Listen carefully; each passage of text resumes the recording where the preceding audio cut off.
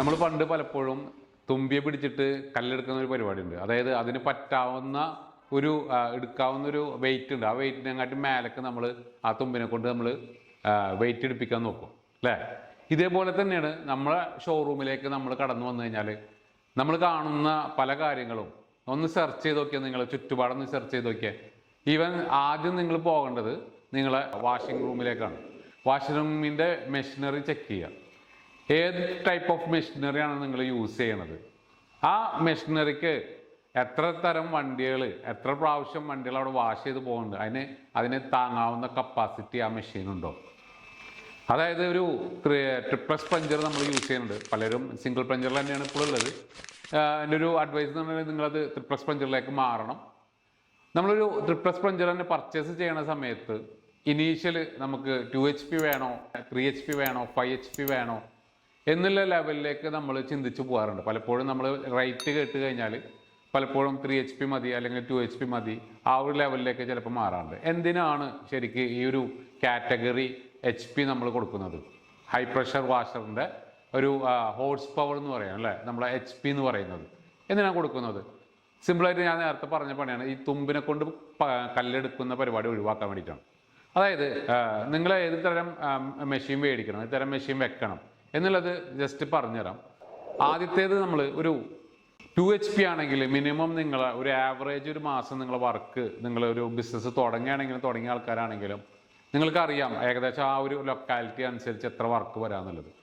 ഒരു ആവറേജ് ഒരു 5-ന് താഴെയുള്ള വണ്ടികൾ മാത്രമാണ് വരിക എന്നുള്ളത്. അത് ഉദാഹരണത്തിന് നിങ്ങൾ ഡീറ്റെയിലിംഗ് ഷോപ്പാണ് നടത്തണമെങ്കിൽ നിങ്ങളൊരു 2 HP മെഷീൻ മേടിച്ചാൽ മതി. അത്യാവശ്യം പ്രഷറുണ്ട്, അത്യാവശ്യം മോഡും, അത്യാവശ്യം രീതിയിൽ നമുക്ക് വണ്ടി വാഷ് ചെയ്യാൻ പറ്റും. ഈവൻ ഒരു മൊബൈൽ കാർ ഡീറ്റെയിലിങ്ങിലേക്കോ അല്ലെങ്കിൽ മൊബൈൽ കാർ വാഷിങ്ങിലേക്കൊക്കെ നമ്മൾ നോക്കുകയാണെങ്കിലും 2 HP ഈസ് ഇനഫ്. ആവറേജ് ഒരു 5 വണ്ടിക്ക് താഴെയാണ് അവിടെ വാഷിങ്ങിന് വരികയാണെങ്കിൽ നമുക്ക് 2 HP മേടിച്ചാൽ മതി. അതുപോലെ തന്നെ ഒരു 10 വാഹനങ്ങൾക്ക് താഴെയാണ് ആവറേജ് വരുന്നത്. ചില ദിവസങ്ങളിൽ നമുക്ക് 12 ആവാം, 13 ആവാം, 7 ആവാം, 8 ആവാം. അതുപോലെ ആയിരിക്കും നമുക്ക് ഡെയിലി വന്നു പോകുന്നത്. ആവറേജ് നോക്കിക്കഴിഞ്ഞാൽ ഒരു 10 വാഹനങ്ങൾക്ക് താഴെ. ഇങ്ങനെയാണെങ്കിൽ നമ്മൾ 3 HP മേടിച്ചാൽ മതി. 3 HP കൊട്ടേഷൻ മേടിച്ചാൽ മതി. അല്ലെങ്കിൽ നിങ്ങളിപ്പോൾ യൂസ് ചെയ്യുന്ന മെഷീൻ ഏതാണോ അതിന് ചേഞ്ച് ചെയ്യണമെങ്കിൽ നിങ്ങൾ ആ ഒരു കാറ്റഗറിയിലേക്ക് മാറിയാൽ മതി. 3 phase ഈസ് ഗുഡ്. ഓക്കെ. ഇനി ഒരു 12 വാഹനങ്ങൾക്ക് മേലെ ആണ് സ്ഥിരം അവിടെ ആവറേജ് വണ്ടി വരും എന്നുള്ളതാണെങ്കിൽ 5 HP മസ്റ്റായിട്ട് മേടിക്കണം. നമ്മൾ ആവറേജ് പറയുകയാണെങ്കിൽ ഇതുപോലെ തന്നെ ചിലപ്പോൾ 18 വണ്ടി, 22 വണ്ടി, 10 വണ്ടി, 8 വണ്ടി, 7 വണ്ടി, 4 വണ്ടി ചില ദിവസങ്ങളിൽ ഉണ്ടാവില്ല. എന്നിരുന്നാലും ആവറേജ് നോക്കുമ്പോൾ ഒരു 10-12 വണ്ടികൾക്ക് മുകളിലാണ് നിങ്ങൾ ഈ ഒരു വാഹനങ്ങളെ നിങ്ങൾ കാണുന്നതെങ്കിൽ, അല്ലെങ്കിൽ നടന്നു പോകും, ഇപ്പോഴത്തെ കണ്ടീഷൻ അനുസരിച്ച് നിങ്ങൾക്ക് വാഷ് ചെയ്ത് പോകുകയാണെങ്കിൽ 3 HP നിന്ന് 5 HPക്ക് ചേഞ്ച് ആവേണ്ടി വരും. എന്തിനാണ് ആ ചേഞ്ച് ആയില്ലെന്ന് വെച്ച് കഴിഞ്ഞാൽ അതിൻ്റെ ഒരു എക്സാമ്പിൾ സിമ്പിളായിട്ട് വരാം. നമ്മൾ ഒരു വാഹനം മേടിക്കണം, അതായത് ഒരു പിക്കപ്പ് വാഹനം മേടിക്കണം. നമ്മൾ എന്തൊക്കെ സംഭവിക്കും? ഈ സിമ്പിൾ ഞാൻ ഈ പറയുന്ന എക്സാമ്പിൾ നിങ്ങൾ ഒന്ന് അതിനോട്ട് ഒന്ന് താരതമ്യം പറയാം. നമ്മളൊരു പിക്കപ്പ് വാഹനം മേടിച്ചു, ഒരു 3 ടണ്ണിൻ്റെ ഒരു പിക്കപ്പ് വാഹനം മേടിച്ചു. നിങ്ങൾ ആ പ്രൊഡക്റ്റ് നിങ്ങൾ സെല്ല് ചെയ്യാൻ, അതായത് മാർക്കറ്റിൽ സെല്ല് ചെയ്യാൻ വേണ്ടി ആ പിക്ക് വാഹനം മേടിച്ച് നിങ്ങൾ ഡെയിലി എന്നുള്ള രീതിയിൽ 3 ടണ്ണും 4 ടണ്ണും 5 ടണ്ണൊക്കെ അതിൽ കയറ്റിയിട്ടാണ് ഈ വാഹനം, അല്ലെങ്കിൽ ആ ഒരു പിക്കപ്പ് വാഹനം ഡെയിലി അത് റൺ ചെയ്തുകൊണ്ടിരിക്കുന്നത്. ഞാൻ ചോദിക്കട്ടെ, 6 മാസത്തിനുള്ളിൽ അല്ലെങ്കിൽ അണ്ടർ വാറന്റിയുടെ ഉള്ളിൽ എത്ര കംപ്ലൈൻറ്റ് ആ വാഹനത്തിന് വന്നിട്ടുണ്ടാവും? ഓരോന്നും നിങ്ങളൊന്ന് ചിന്തിച്ചു നോക്കി, എന്തൊക്കെ കംപ്ലൈൻറ്റ് വന്നിട്ടുണ്ടാവും? ബെയറിങ് കംപ്ലൈൻറ്റ് വന്നിട്ടുണ്ടാവും അല്ലേ? അതിൻ്റെ ഷോക്ക് അപ്ചർ കംപ്ലൈൻറ്റ് വന്നിട്ടുണ്ടാവും. അതിൻ്റെ ഈവൻ ടയറിൻ്റെ തേയ്മാനം കൂടുതൽ വന്നിട്ടുണ്ടാവും. സ്റ്റിയറിങ്ങിൽക്കായാലും പല രീതിയിൽക്കായാലും അതിൻ്റെ പെർഫോമൻസിൽക്കായാലും അതിൻ്റെ ഫ്യൂവലിൻ്റെ നമ്മൾ മൈലേജ് എന്ന് പറയുന്ന ഇതിലായാലും ഒക്കെ അതിന് വ്യത്യാസം വന്നിട്ടുണ്ടാവും. എന്നിട്ട് നമ്മൾ എന്താ ചെയ്യുക? കമ്പനിക്ക് വിളിക്കും. കമ്പനിക്ക് വിളിച്ചിട്ട് എന്താ പറയുക? നിങ്ങൾ എന്ത് മെഷീനാണ്, അല്ല എന്ത് വണ്ടിയാണ് നമുക്ക് തന്നേക്കുന്നത്, ഇത്ര ദിവസത്തിനുള്ളിൽ കംപ്ലൈൻറ്റ്, എൻ്റെ വണ്ടി ഇവിടെ അതൊക്കെ എടുക്കുന്നു, എന്ത് കമ്പനി എന്നൊക്കെ പറഞ്ഞിട്ട് ചീത്ത വിളിക്കും നമ്മൾ. ഇതേപോലെ തന്നെ നമ്മളും എന്ത് ചെയ്യാറുണ്ട്? നമ്മളെ റിക്വയർമെൻറ്റ് നമ്മൾ മനസ്സിലാക്കാണ്ട് ആർക്കോ വേണ്ടിയിട്ടുള്ള കൊട്ടേഷൻ നോക്കിയിട്ട് നമ്മൾ സാധനം പർച്ചേസ് ചെയ്യും.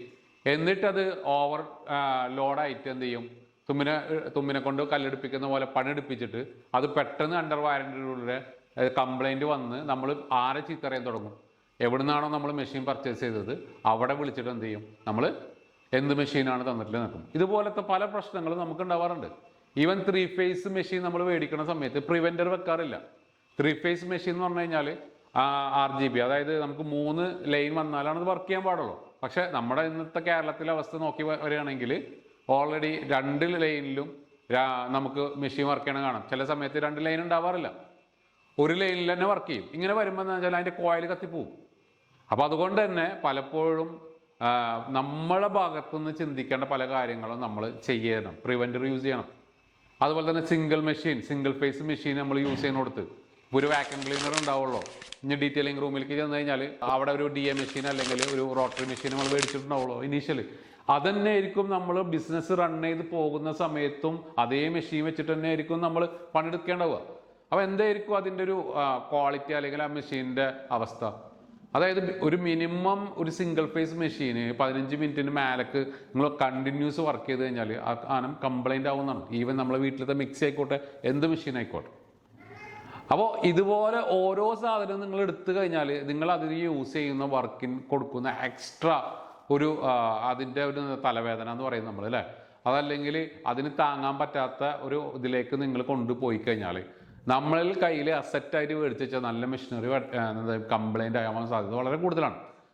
അപ്പോൾ എന്തുകൊണ്ട് നമ്മൾ അതിനെ ഒന്ന് മാറ്റി ചിന്തിക്കാൻ ശ്രമിക്കണം. അതായത് നമ്മൾ മേടിക്കുന്നതിൻ്റെ നമ്മളെ റിക്വയർമെൻ്റ് അനുസരിച്ച്, നമ്മളെ യൂസേജ് അനുസരിച്ച് നമ്മൾ എന്ത് ചെയ്യണം, അസറ്റ് ആഡ് ചെയ്യണം, അല്ലെങ്കിൽ ചേഞ്ച് ആവണം. ഇല്ലെങ്കിൽ എന്ത് ചെയ്യും, അത് പെട്ടെന്ന് കംപ്ലൈൻറ്റ് വരാൻ സാധ്യത കൂടുതലാണ്. നമ്മളെ വർക്ക് ചിലപ്പോൾ നിന്ന് പോകാൻ സാധ്യതയാണ്. നല്ലൊരു വർക്കിൻ്റെ ഇടയിലായിരിക്കും ആ മെഷീൻ കംപ്ലൈൻറ്റ് വരിക, നിന്ന് പോവുക നിൽക്കൽ വരിക.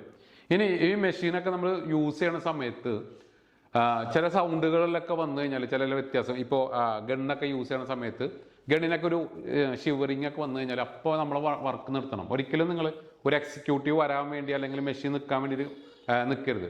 ഒരു സൗണ്ട് ചേഞ്ചിങ്, ഒരു വ്യത്യാസം കണ്ടു കഴിഞ്ഞാൽ അപ്പോൾ നമ്മളെ സർവീസ് സെൻറ്ററിലേക്ക് വിളിച്ച് കാര്യം പറഞ്ഞ് അവരോട് വരാൻ പറഞ്ഞ് അതിനുള്ള നടപടികൾ എടുത്തിട്ട് വേണം ചെയ്യാൻ. അല്ലെങ്കിൽ ആ മെഷീൻ നിൽക്കുന്ന സമയം വരെ നമ്മൾ എന്ത് ചെയ്യരുത്, അത് പ്രവർത്തിപ്പിക്കരുത്.